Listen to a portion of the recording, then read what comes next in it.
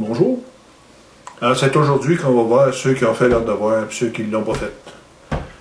Pour ceux qui ont fait le devoir, vous vous souvenez que dans la capsule numéro 1, sous la chronique « Saviez-vous que ?»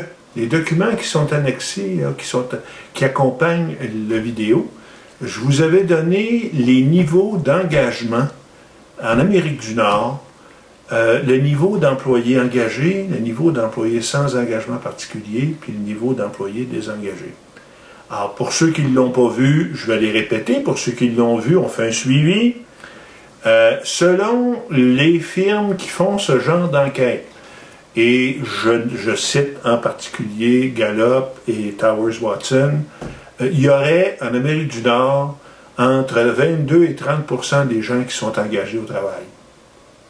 Il y aurait entre 50 et 65% des employés qui sont sans engagement particulier, puis entre 11 et 20% d'employés qui sont désengagés. Alors c'est bien beau tout ça, on parle de 22 à 30% d'employés engagés. Ça a l'air de quoi un employé engagé, que vous me demandez? Par contre, depuis ce temps-là, moi j'ai fait un meeting à un moment donné, j'ai fait une formation où une des participantes me parlait de son oncle, qui est au service d'entretien dans un hôpital, et quand les gens lui demandent « Qu'est-ce que vous faites dans la vie, vous, monsieur? » il leur répond « Je sauve des vies. » Ça, c'est un employé engagé. Lui, il comprend ce qu'il fait. Y a-t-il quelque chose de plus important dans un hôpital que ça soit propre? Alors, c'est peut-être le plus beau dossier ou le plus bel élément que j'ai entendu pour définir ce que c'était que l'engagement au travail. C'est pas rien que de faire le ménage, c'est de sauver des vies. Alors, c'est de comprendre qu'effectivement, ce qu'on fait, ça a énormément d'impact dans l'organisation et que parce que ça a énormément d'impact, on va faire ce qu'il faut pour s'assurer que le résultat va être là. Alors, je vous laisse avec ça en autant que les employés engagés sont concernés. On va parler un petit peu des employés sans engagement particulier, vu qu'ils représentent entre 50 et 65% de la main-d'œuvre. C'est du monde, ça. L'employé sans engagement particulier, c'est-à-dire les 50 à 65% de nos gens, là, ordinairement, c'est plus du genre gérant d'estrade que du genre intervenant.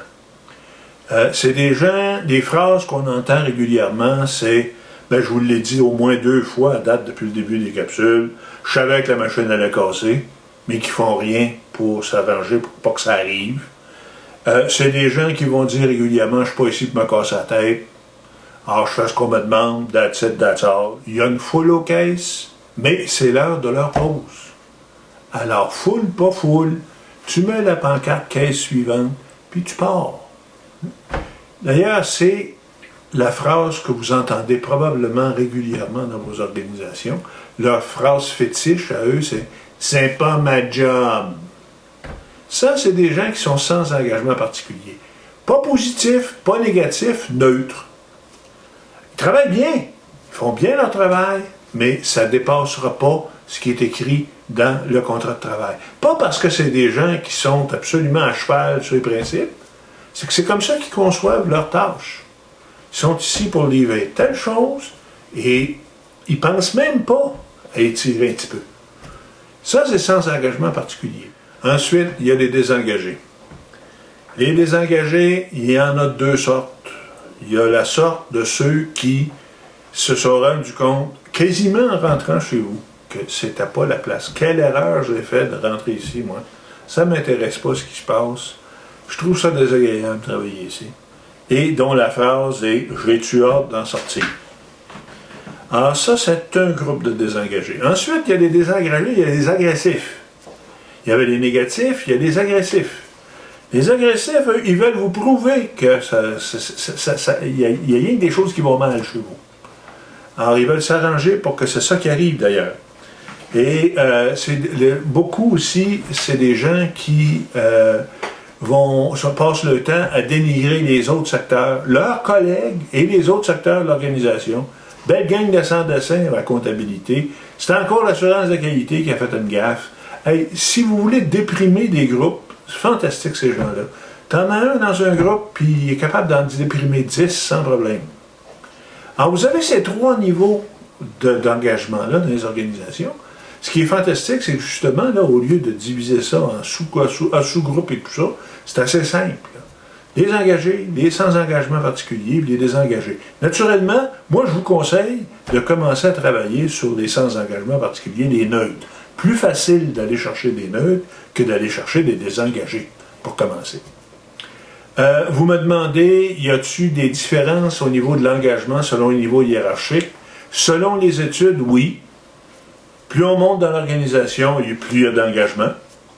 Alors, il y a même des chiffres, j'ai vu des chiffres à un moment donné où on disait qu'il y avait 20% des professionnels ou des techniciens ou des gens, des gens qui font la job qui étaient engagés, 30% des superviseurs de premier niveau étaient engagés, 40% des superviseurs de deuxième niveau et 50% de la direction.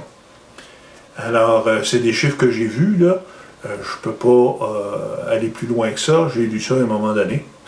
Par contre, au niveau des superviseurs de premier niveau, on dit qu'il y en a 42% qui se disent sous-engagés. Eux autres, là, ils n'attendent rien que l'occasion de s'engager davantage.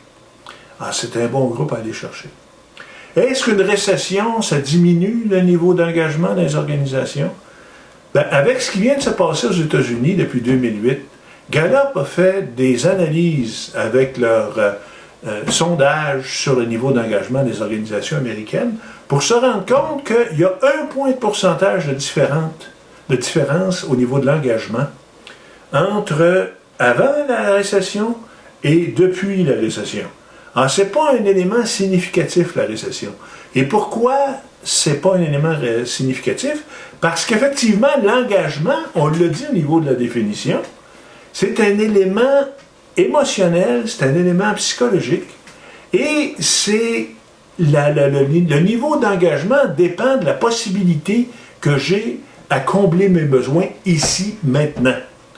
Alors, ce qui se passe au niveau de la récession, ça a moins d'impact. Alors, ce qui est important, c'est la façon dont je suis traité et la manière qu'on a de combler mes besoins dans mon organisation. Alors ça, c'est fantastique.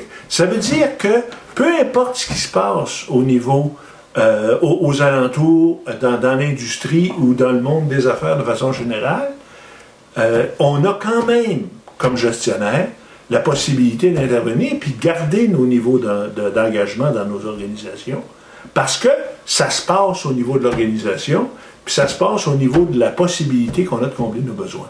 On va revenir là-dessus d'ailleurs. Parce qu'un bon moyen de combler ses besoins dans nos organisations, c'est la reconnaissance. Je vais vous expliquer ça à un moment donné. Alors, c'est tout pour cette semaine. On se revoit la semaine prochaine.